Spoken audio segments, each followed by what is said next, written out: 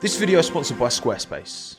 Only he can do it. I think there is no other driver at the moment that can drive a car and put it so high, higher than the car deserves. I think it was a magical moment for everyone here. These words were directed towards Max Verstappen after this weekend's Japanese Grand Prix qualifying. And they might sound like those of a glazing Dutchy Supermax fan, but no. Fernando Alonso is as straight cut as they come, and he could not have been more complimentary of Max's performance on Saturday. Come Sunday, Max Verstappen held P1 off the line, pushing flat out to keep the two mechanically superior papaya cars behind him, and 53 laps later secured his fourth win at Suzuka in a row. In the best possible way, Max Verstappen is an absolute joke. On one hand, the start of this 2025 Formula 1 season for Red Bull Racing could have been described as chaotic, dysfunctional, embarrassing even. Yet with all the background noise around that RB21 and that incessant second driver problem, Max has been able to rise above it all and make arguably the strongest start to an F1 season in his entire career. I really do think so.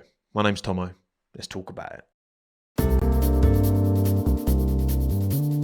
Speaking of Fernando, the two-time world champion has the most race starts in Formula 1 history for a reason. Widely regarded as one of the greatest of all time, I would certainly put him in my top 5. I would. And to only have those two titles in 2005 and 6, I think most of you would agree, whether you like Fernando or not, that his talent definitely deserves more. But ask most Fernando Alonso fans which F1 season of his has been the best, and I would put good money on it being neither of those two, because there's another year that performance-wise stands above the rest, the one that got away. 2012. With Sebastian Vettel going into that season off the back of one of the most dominant championship wins of all time in 2011, hopes were not overly high for Fernando in his especially problematic Ferrari F2012. Yet amongst a hyper-competitive championship where 7 different drivers won the first 7 Grand Prix, Fernando somehow managed to clutch up crazy podium consistency in a Ferrari that was never considered the pick of the field on any given weekend. That P11 to a win in Valencia 2012, one of probably actually his greatest drive of his entire career. Unbelievable. But anyway, Tomo, why are you talking about Fernando Alonso's 2012 in a video about Max Verstappen? Well, I think that story of 2012 may well end up resonating 13 years later today in 2025. Because after 3 weekends, 4 races when you include the China sprint, Max Verstappen in his diva of a Red Bull RB21 finds himself just 1 point shy of championship leader Lando Norris. The McLaren is all round the best car with 2 superb talents at the wheel in Norris and Piastri. Sure, Ferrari has been a disappointment at the start of this season, but George Russell has been top billing in his Mercedes. We've got 4 winners in the first 4 races so far: Lando in Australia, Lewis in China, Oscar in China, and now Max in Suzuka. Yet with all that, for Verstappen to still be able to find a way to put himself absolutely 100% in the title fight as of right now, given the apparent lack of outright drivability of the machinery underneath him, it really does speak volumes. As does today's video sponsor, Squarespace. Want to create your very own beautiful online home quicker than ever with Squarespace's very own design intelligence AI-powered software? Go for it. Thousands of beautiful drag and drop templates are at your fingertips. 24/7 customer support too, whether you're looking to create a blog, portfolio, online store,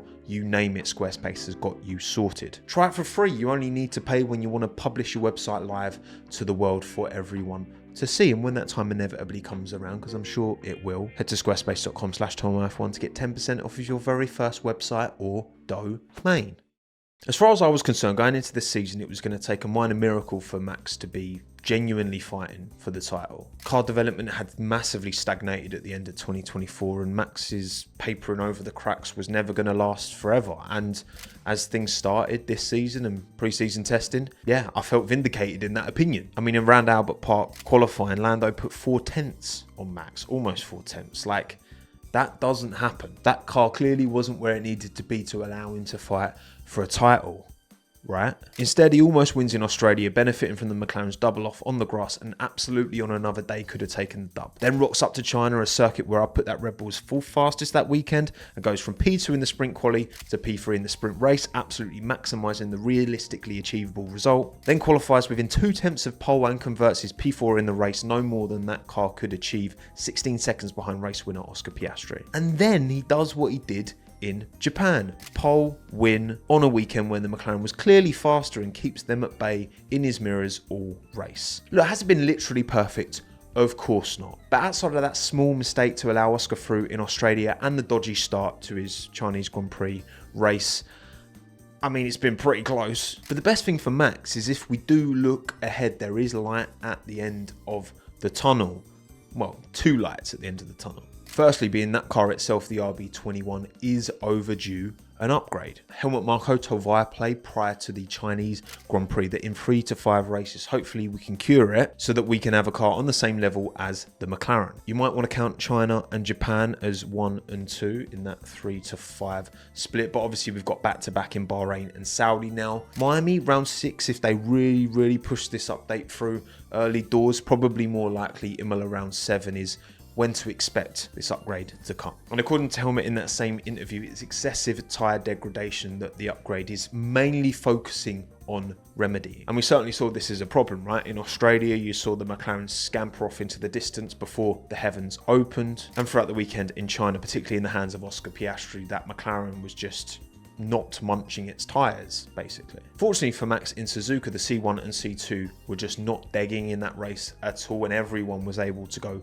full pelt pretty much. But would that be the case for Bahrain this weekend and most weekends for the remainder of this season? Absolutely not. If Max does want a genuine fight at this title over 24 races, Red Bull need to fix this tyre deg issue. So that's one thing for Max to look forward to. The other thing is the round 9 flexi rule change that has been long talked about and is still happening. I think a lot of people got caught out by China where they changed the rear wing flexibility tolerance. They're still doing the front wing at round 9, don't worry. In short, they do a static load test on the front wings of all these F1 cars, and currently they're allowed to move by up to 15 millimeters. They're going to change that to up to 10 millimeters, so reducing the amount it can flex under that static load by about a third. Now that might not sound like much, but in a game of thousandths of a second at hundreds of miles an hour, it makes all the difference. But why might this be good news for Max Verstappen specifically relative to the McLarens? Well,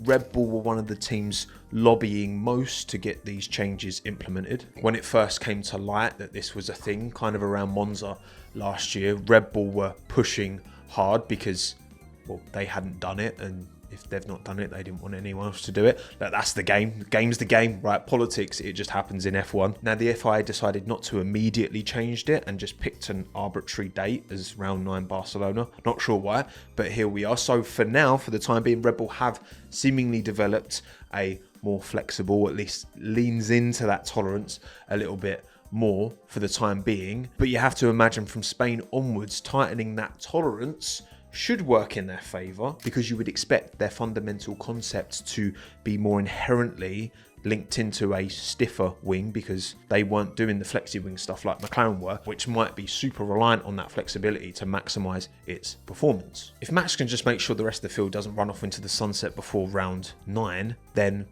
he's got a very good chance at this title.